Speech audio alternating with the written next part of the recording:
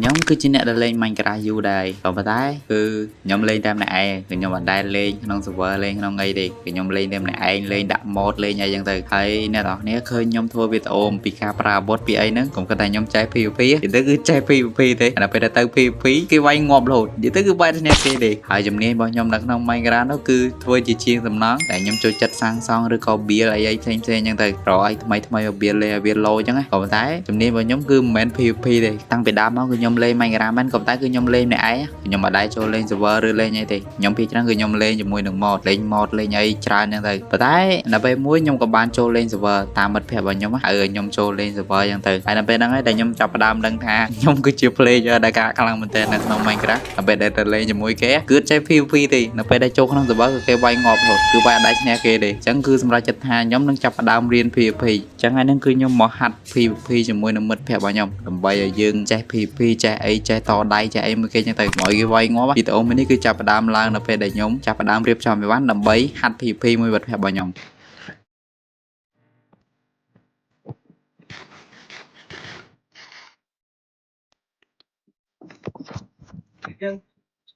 nè cho lên kìa cho lên à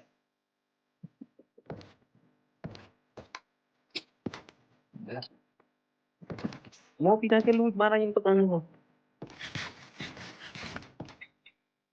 Mau.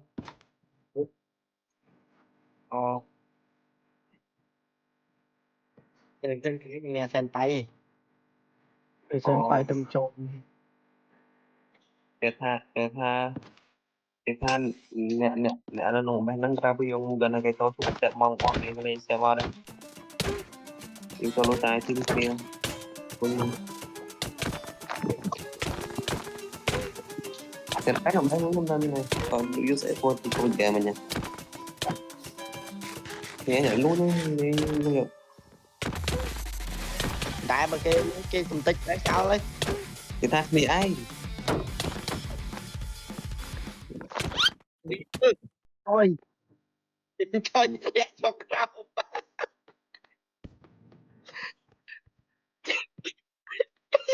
trời sống thế bà men on thôi của admin này mình này cái double lock mình mẹ dùng mẹ nó anh chặt lên tí thay nhưng chặt lên tí thay cặp lên tí đồ mà cặp kia đấy cặp trong lòng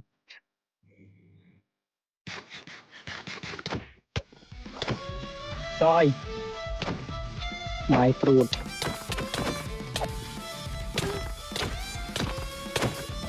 mày được không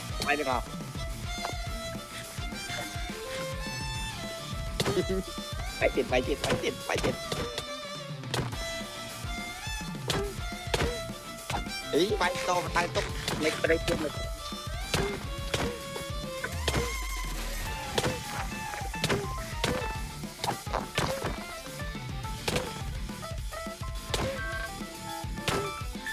cặp cây cán rồi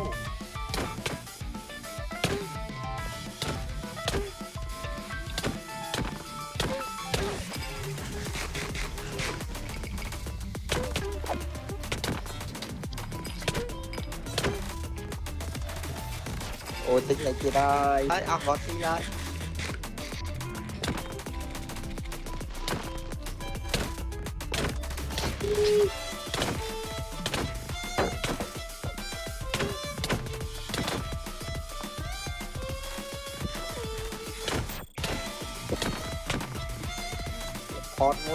cục muối lại nghe này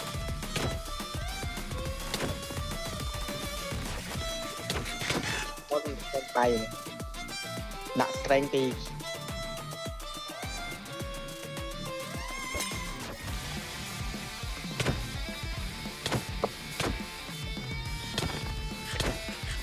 cặp trong lúc đi được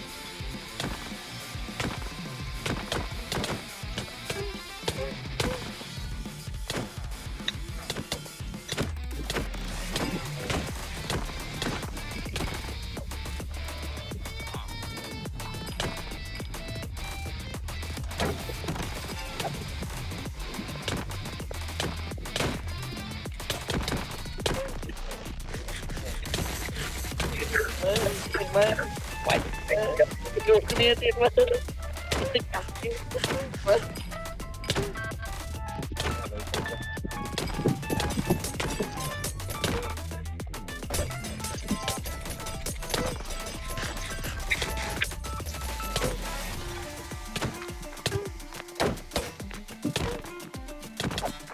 tụi bạn kia không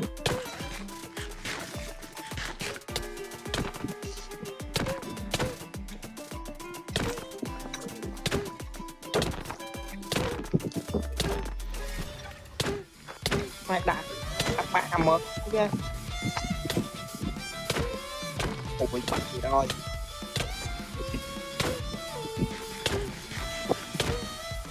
ô tình địch của anh bay ở chỗ đấy quẹt cho nữa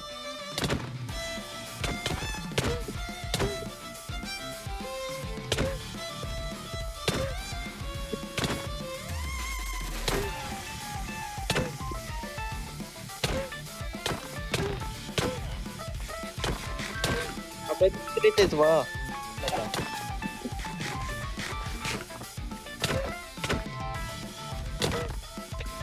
What the fuck?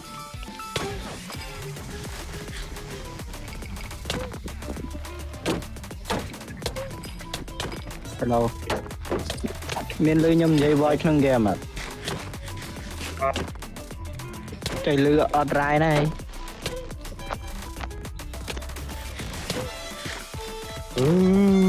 Game đâu rồi? Là những bánh voi hay chăm sắp không game mình chơi rồi. Có ra cái không em mà Em make miên rồi.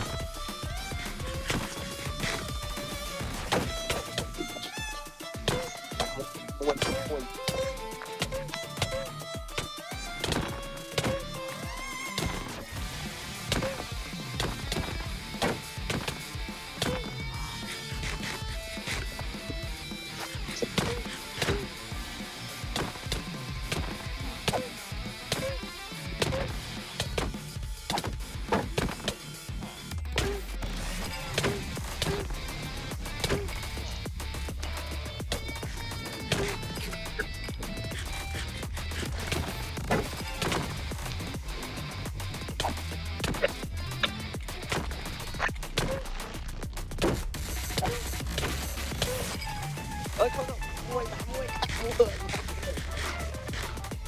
bay nhẹ ta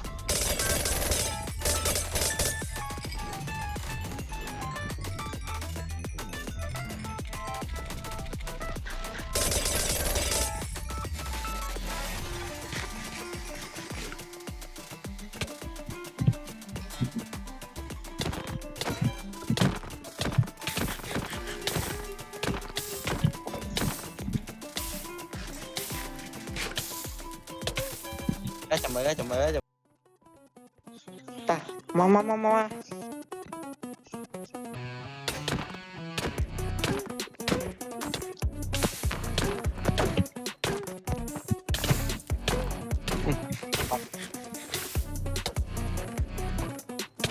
trời mày không mày này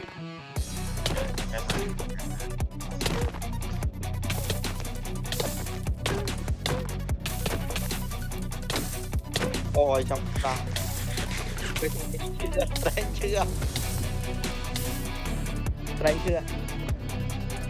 rank pi tiếp cặp mặt co bắt ra nha ô trăm rank trăm plus rank pi giờ từ vậy nè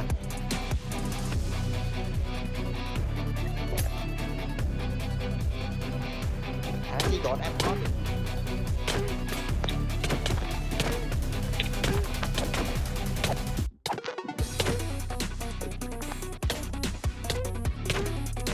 ôi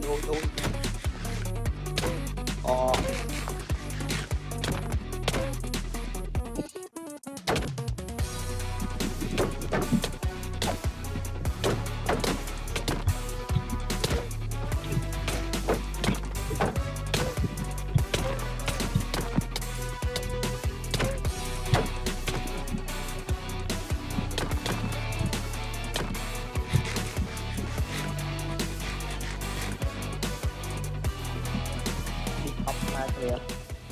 mẹ pop thì ngóp tao mong can chiều ngóp tao mong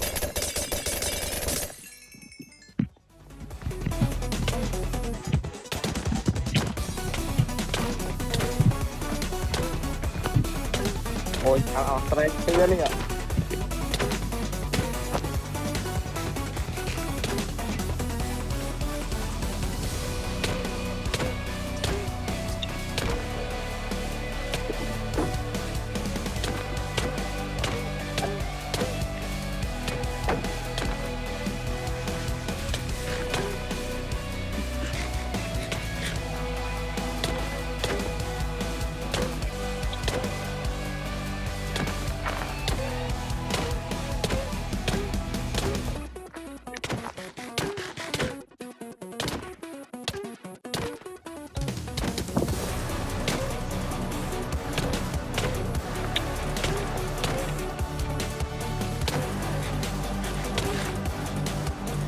Tao Khi bón nó miên đá trả lời rồng cả nhưng ngập này Thử nào nè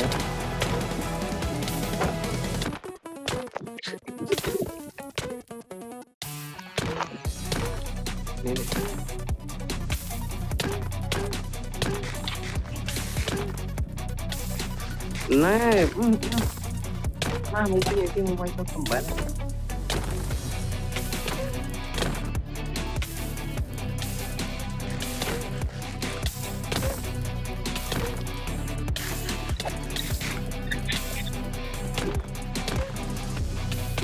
không phải ta định ơi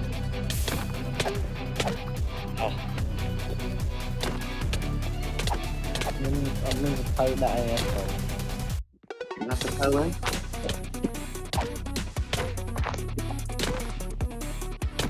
ta thôi có bọc nó vô ta đàm đấy tao muốn cho mày buộc cả ông chơi này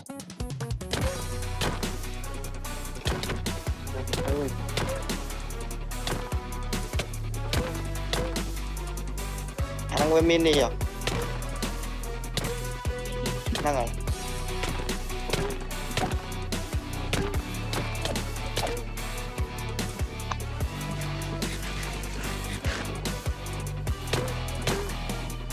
đấy nhá cặp bài ở trên miền ta khi bot đây mày đã cho vì ông thơ này